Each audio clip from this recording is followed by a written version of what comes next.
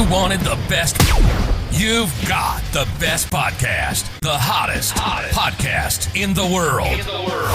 The Chris Voss Show, the preeminent podcast with guests so smart you may experience serious brain bleed. The CEOs, authors, thought leaders, visionaries, and motivators.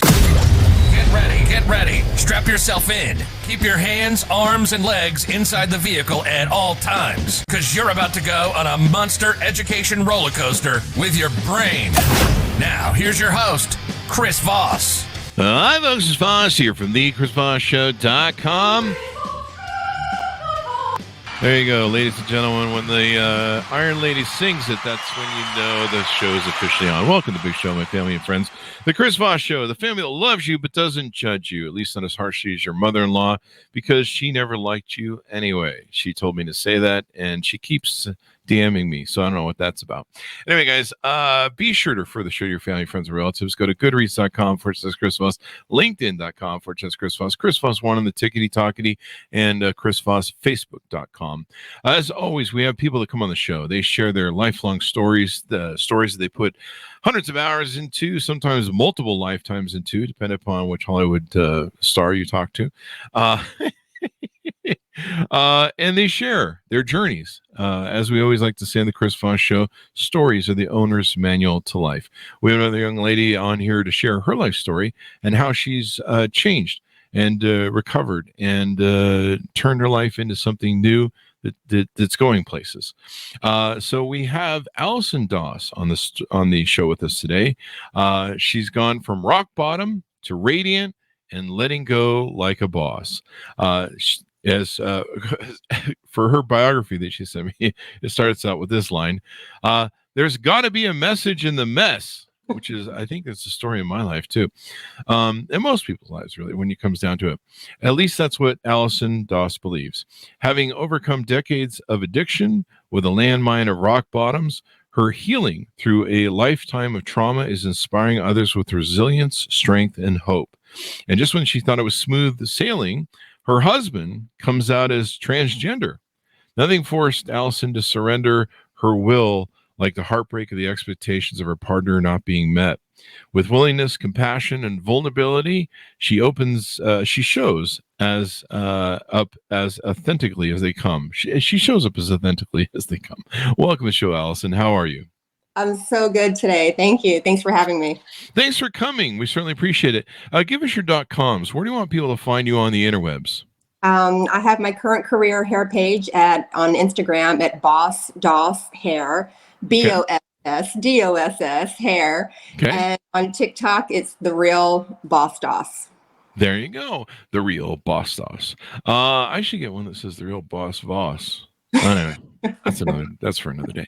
So tell us, you're doing what now currently? Currently writing a book, and the book came about, oh gosh, where do I begin? You know, I'll be 48 next month, and I didn't get sober until I was 41 years old. So from 17 to 41, I was just out there, you know? And when I got sober at 41, it was at the tail end of my lifestyle of drugs and alcohol. I was a party girl in New York City in the 90s, and it was the best time of my life. And if I could have continued being 23 for the rest of my days, I would have done it, because it was great. But that's not what happens. And life moved on, and I tried to keep the party going, but that's just not how it works. So that club girl who was just highfalutin in New York City with grams of coke in her pocket and a bottle of vodka. When it was fun in the 20s. But I found myself at the age of 40, I was homeless, and I was prostituting, and I was addicted to crack, and I had lost custody of my children. My friends had died, and I was just alone. And I couldn't understand how I had gotten there, but I wasn't willing to change it. I wasn't willing to change it. I didn't really know how to change it. So I didn't know what I was doing. I just wanted to keep getting high. And one day I was in a trap house. And one of the other girls out there, an addict just like me, lost her children just like me, She didn't want me there because I was competition for her. Wow. And she jumped me and she cut my face. I have a nice big scar living here on my face now. And for the first time in my life at the age of 41, I was fearful about what might happen to me. Oh, wow. No one, of all of the things I'd been through during my addiction and recklessness, nothing had ever put the fear of God in me like that did. I don't know if it was my vanity that was now compromised, but whatever it was, it caused me to look at things a different way. So I had the opportunity to go to treatment. And started doing that thing. And I went to treatment for like 3 months, and I thought they were just going to teach me how to smoke crack like a lady, and I could just do it on the weekends. But that's not how it works. I was very disappointed with that because when I finished treatment, I tried to do just that. I'm like, oh, well, they've just taught me how to manage it. But that wasn't the case. Relapsed really hard, went back into treatment. And when I got out of treatment the second time, I really devoted an entire year to learning how to live with integrity, learning how to do the next right thing, learning how to be sober. And I was determined to follow the women around that had come before me that knew how to do this. But I met a guy a couple of months later. And instead of doing that, I decided to follow him around. Wow. I decided to follow him around and became obsessed with this guy at the age of 41. I was thinking, oh my gosh, I can't believe I'm so in love. I have the feelings like I did when I was a teenager. And I thought it was really something real. And we ended up getting married a year later, and we moved to LA, and we were living this life. And just about 2.5 years ago, my husband told me that he thinks he may be transgender. Holy crap. And you've been married for how long? We had been married for a year, together for 6. Oh, wow. For 6 years? 6 years.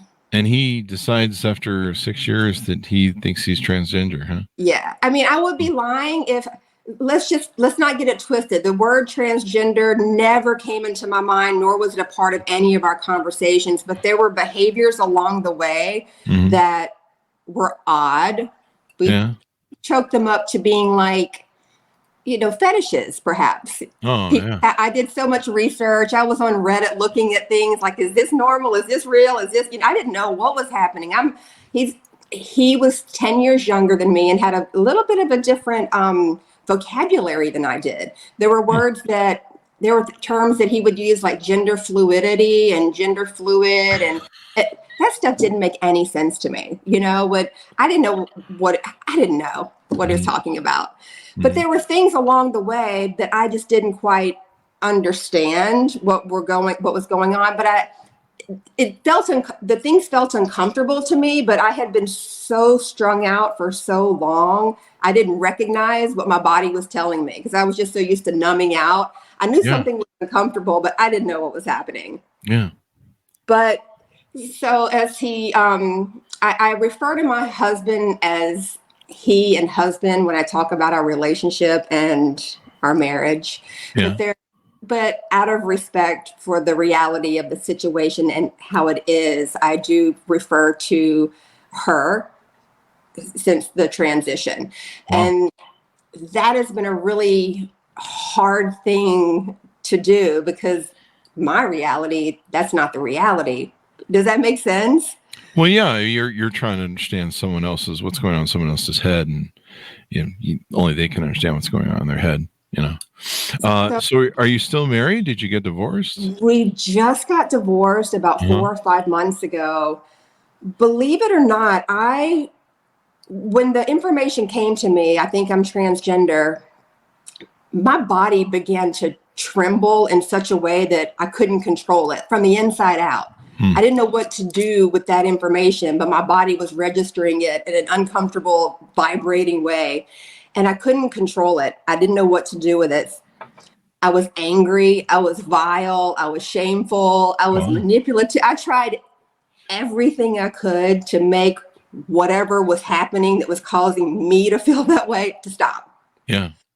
And when I couldn't make it stop, the alcoholic that I am, I began drinking again. Oh, no. I began drinking again. And for me, my drug of choice is crack. So I immediately, after a few weeks of drinking wine with my steak, ended up at the bodega getting drugs from a dealer. And it had been years since I had had a drink, years since I had done anything like that. I had built a career as a hairstylist. I was married. I was jet setting from LA to South Florida. I was living the life. Mm-hmm. And in a matter of 3 months, I was kicked out of the HOA for disturbing and dysfunctional behaviors. And I'm like, here I go again. I mean, it's been so long since I've been here. What's happening? Mm-hmm. So I had two choices. I could continue to the bitter ends, jails, institutions, and death, which I've been to jails. I've done all that. But it just didn't make sense to me to think that I was destroying my life because my partner is brave enough to attempt to live their authentic self. So I had to come to some type of surrender and decision for what was really happening and what was I going to do about myself in that matter.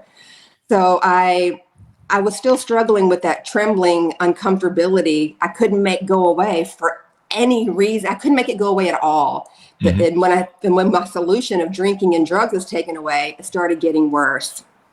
So I began to think that if I could just heal myself enough to be at peace with what was happening, perhaps it would go away. So I had this motive that I could heal myself enough to be with the new person, because at the time, my partner still looked like my husband, but was proclaiming to be someone else. I was in such a denial about what was happening because it just didn't make sense to me. Yeah. So I thought, well, my partner still wants to be with me and I really want to be with them. So why are we separate and why am I hurting? So I'll just heal myself enough to make this feeling go away and we can be together.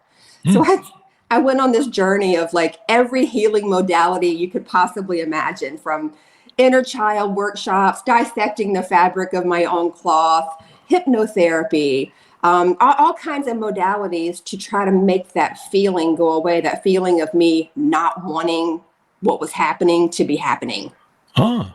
And I thought something was wrong with me and maybe I wasn't evolved enough to actually love my partner for their soul.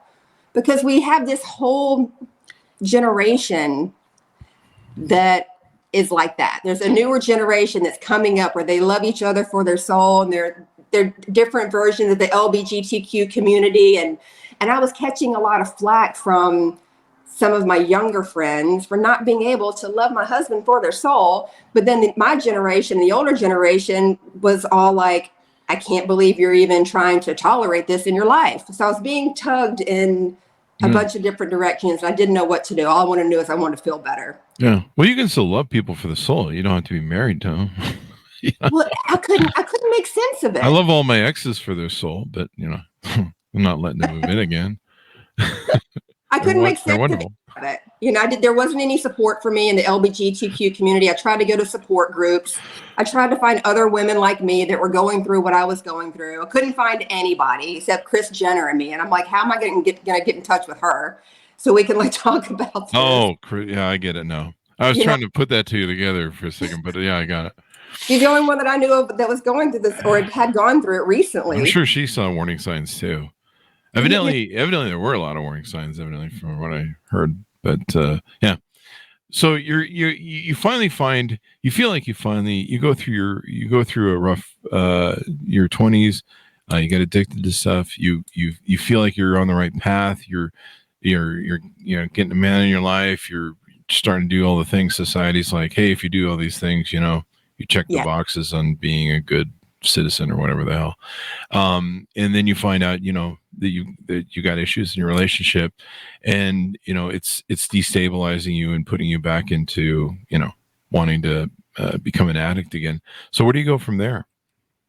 Well, I knew where to go to get help. I had a lot of support in the town that I live in. I had left LA and moved back to South Florida where we had lived previously. And I got my footing back into AA and started, working a program and doing that, living with spiritual principles and working with other women. And for me, that's been what has, kept me sober thus far. But the biggest thing about when I decided to write the book, which is why I started the story of why did I even write this book, is because I finally discovered that the transformation and the transition that happened with my husband was it catapulted me to have a huge transformation of my own.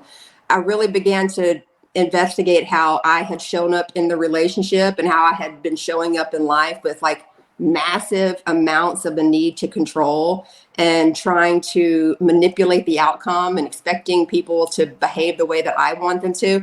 I mean, Chris, I have Boss Doss tattooed on my knuckles. This is how I've lived in my life, thinking that everyone's supposed to just do what I want them to do. When did you get those put on your knuckles?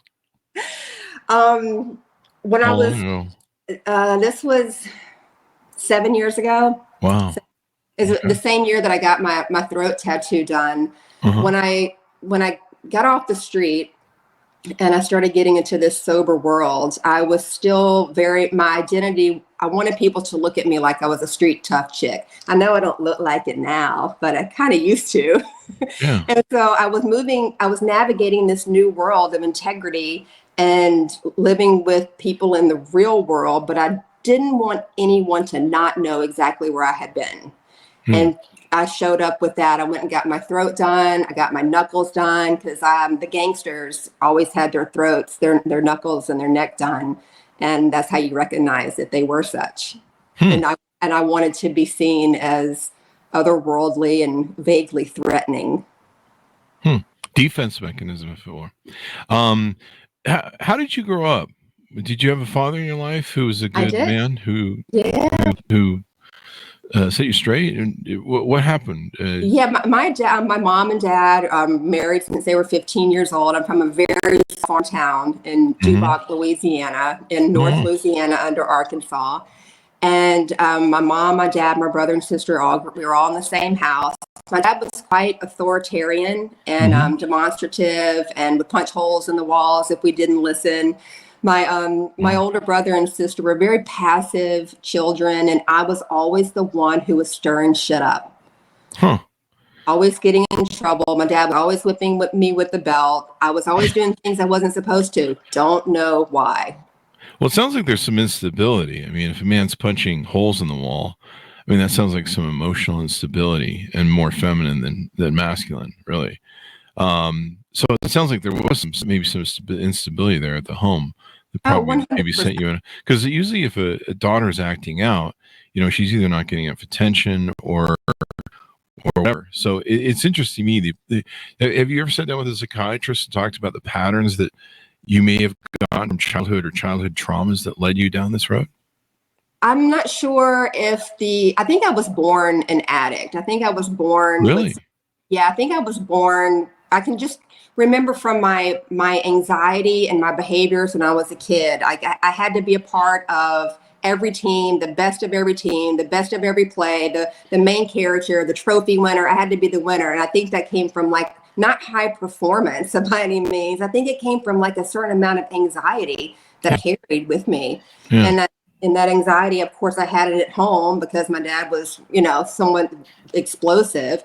But he was he has since passed. But my dad was always the coach of the softball teams, and I was like Donnie Doss's daughter. People knew when I showed up, I was going to get shit done. And that was something that I really loved about my dad. And as much as I respected him, I feared him, but not enough to back down to him. So I thought that I was a little bit tougher than the next person because I was able to take his wrath. Wow. That's interesting. So your journey now, you've divorced from your marriage. You've and so now you're doing hair. You're working on your book to tell your story. What's the future hold for you? And do you have a title for the new book? I do. It's the working title is The Unbossing. The Unbossing. I like it. I like it. I like it. You're gonna have to get 2 more fingers so you can, write unboss. Right. Maybe just put them on the thumbs, unboss or something. It's just been a beautiful journey of surrendering to what is and not forcing my will into everyone's life. There you go. Especially when you find, I'm not saying that you make a lot of bad decisions, but I think we can agree you might have made a few that you're not happy with. That you're not happy with. I'm not judging you. I've certainly done quite a few in my life that I'm not happy with. But there comes a time where you just go, whatever is causing me to make the choices that I'm making, I need to fix because I'm making horrible choices. And, it's kind of funny. I think you said you're 48 now. When I hit about 50, I could look back on my life and see how some of the traumas of my childhood were being dragged for 30 years into my life. And I could see the damage and wreckage. And sadly, you don't see it sometimes when you're doing it at the time, but you can look back and go, yeah, there's a mess back there. Did I do that? Oh, shit. That wasn't me. Oh, well, I should probably fix that. And so it's great that you're at that journey now because, it's better that you figure it out before it's too late. So, are you going to share some tips in your book of, how to fix yourself and how to get on the journey straight and narrow? I'm sure a lot of people that have addiction problems and have gone through bottoms like you are looking for great stories to help them, and just knowing that they're not alone, that there's other people that have done it and gotten out. Right. When I was going through the difficulty with my husband coming out, I couldn't find any support specifically for myself, but I did have a mountain of other types of support around me. And I specifically wanted to write the book for someone who doesn't have that type of mountain of support around them. If I was still living in Duboc, Louisiana, and was, going through what I was going through, there would have been no support for me. And so the book was specifically written for people to understand that it's okay to not have the capacity to respond to what you're going through. I didn't have the capacity to respond to what I was going through, and I was hateful and vile and shameful, but you don't have to live there. Mm-hmm. Then for me, dissecting how I had shown up in the relationship and how I was responsible for my own broken heart because of how I showed up for years in the relationship when there were red flags, blowing and screaming and slapping me in the face. But I thought that I could control it. I could handle it. I could love him enough to make it stop. All of those defects that devalued, that I felt like I had no value. But once you can't unknow. Yeah. So that's where I sit now. I'm armed with the facts about myself, and I want to help others be armed with theirs, so we don't have to tolerate relationships. We can actually live and receive quality relationships in our lives. Definitely. I mean, if you fix yourself, you're going to attract people that are fixed. If you're broken, you're going to attract people that are broken. Which, if you look at my roster of 30 years, no, I'm just kidding. I mean, I dated some wonderful women and we did our best, and it's a 50-50 game of who's at fault. But I did have my mother say to me one time, she says, "Why do you always pick these girls?" And that's when I realized that I had based my girlfriends on my mother. So there you go.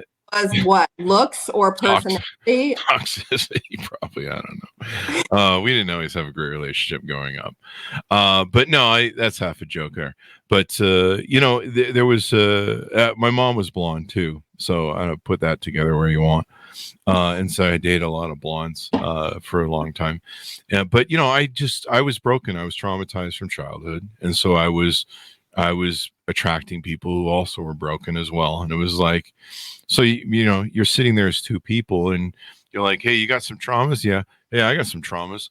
So I got this bag of broken glass, and you got what? A bag of razor blades? Let's fucking play, right?" I haven't dated since I left LA and left my husband 2.5 years ago, and I have this laundry list of questions to ask at a first date. Do you? I mean, the best thing you're doing is what you're doing right now. You're healing yourself. You're finding yourself. You're rebuilding. You know, kind of when you divorce, you have to rebuild your identity, because when you're married, it's a different identity. And a lot of people, they really make the mistakes. I see this in the dating field where they get divorced, they break up out of a relationship, and then right away they want to start dating again. And it's like, you know, even someone who's a serial dater like me, you know, I see that. I'm just like, you're fucked up for a couple of years. Yeah. You need to go deal with that, both men and women, because they have to unpack and grief and, you know, go through that whole cleansing process of getting the dead identity out of them, and they've got to rebuild who they are again, and they got to find out what makes them happy, and then hopefully, you know, you meet them somewhere in that cathartic cross, and you're like, hey, did you get all that shit cleaned up with the psychiatrist? And they're like, yeah, I did. And you're like, okay, well, maybe so. So there you go. But it sounds like you're doing that. You know, part of your pathway is writing this book. Part of your journey of cleansing yourself and figuring all this stuff out. You know, they always say the teacher learns more than the student. And so that's the great thing about a book and sharing your story like you are. And I love how you're being authentic too. I mean, you're telling the good, the bad, and the ugly. And you're saying, this is it, because people do need to hear it. There's, you know, the stories are the owner's manual of life.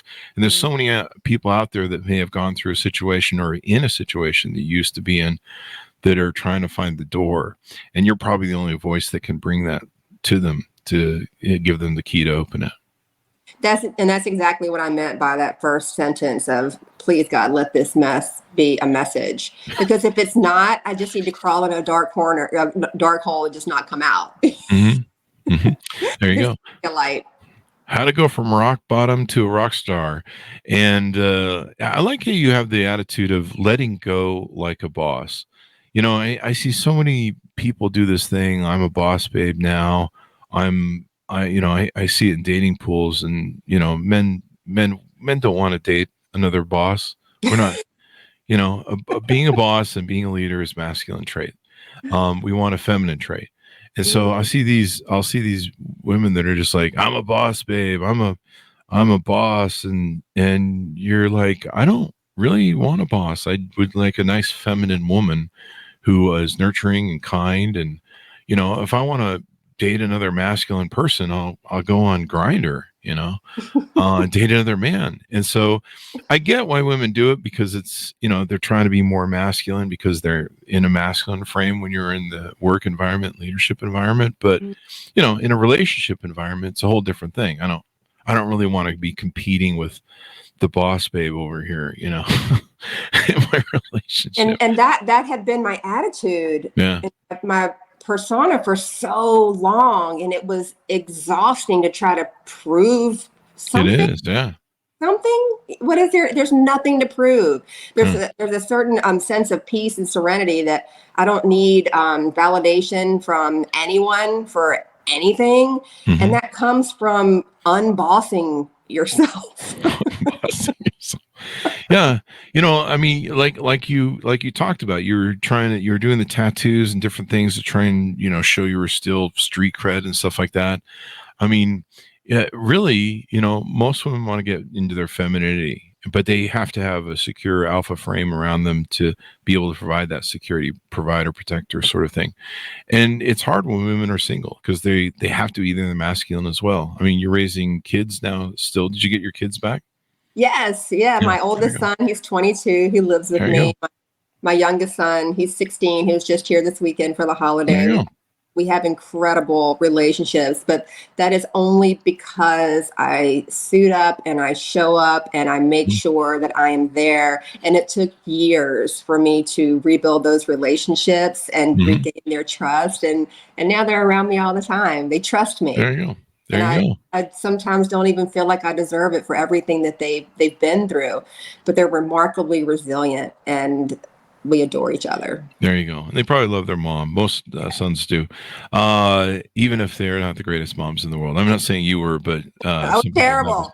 No, I'm not referring to you. But I mean, I had a real toxic grandmother, so that's what's going through my head. I don't know how anybody dealt with her as a mother, but yeah, fortunately, I had a good grandmother on this side. But so now you're in a healthy state of mind. You're rebuilding yourself. You're taking care of yourself. You're getting out there. You're sharing stuff. Do you plan on maybe doing some coaching or something like that soon, where you coach people and help them? Absolutely. Yeah, I'm working on a digital course that I can offer, with the pre-sale of my book to just kind of see if there's any interest in anyone, having me help them with anything. Mm-hmm. So yeah, transformational coaching. I've hired a global transformational speaking mentor that's helping me curate my signature speech. So I'm working on that also.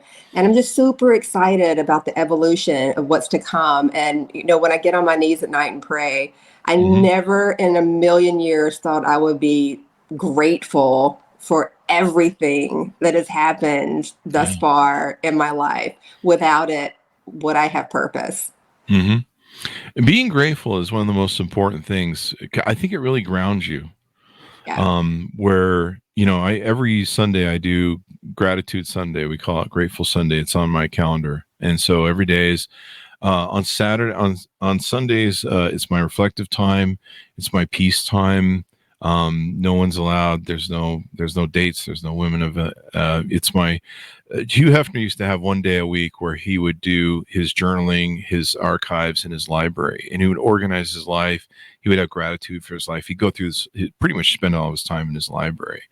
And so Sunday is my day where I eat alone. I have peace all day long. I start looking at my week and start getting that game in my head as to how that's going to go down and whatever I got to do, trying to catch up to emails, but mostly gratitude. So I sit down, I go through old photos, I process, the photos of my dogs, which are my children, and, put them into the different, categories and backup files. We back up everything. And so that's my time to have gratitude. And I think gratitude really grounds people. I think it's maybe, isn't it one of the tenets of AA where you have to have gratitude? You gotta, yeah. In the beginning, the gratitude is the biggest exercise. It's an action. It's not something that just comes naturally to just wake up in gratitude. It's an action, and it's something you have to practice in order for your mind to get set that way. Mm-hmm. Yeah. And it helps. I think it helps keep you grounded. It helps you appreciate yourself, maybe love yourself a little bit more. I might love myself a little too much. Yeah. He's a narcissist. I feel you. There's this pattern that I've noticed in my older age. This is not something I could have recognized when I was 20 or 30, but everything that transpires and happens, there's this incredible hindsight blessing that I'm like, oh my God, that could never have happened if so-and-so didn't happen. If and the things that have happened are incredibly tragic and hurtful and traumatic. But if that hadn't happened, I wouldn't be 2 years later looking back going, wow, if that hadn't happened, like, for example, if my husband hadn't come out as transgender and I hadn't moved back to Delray, my oldest son would not be living with me right now, which is something I had begged and prayed God for years prior to even meeting that man. Yeah. And so, it's an interesting road. And the nice thing is the other thing about gratitude is it helps you be present, I think, because you have to be in the present going, I appreciate everything that we've got right here. And I think that's important.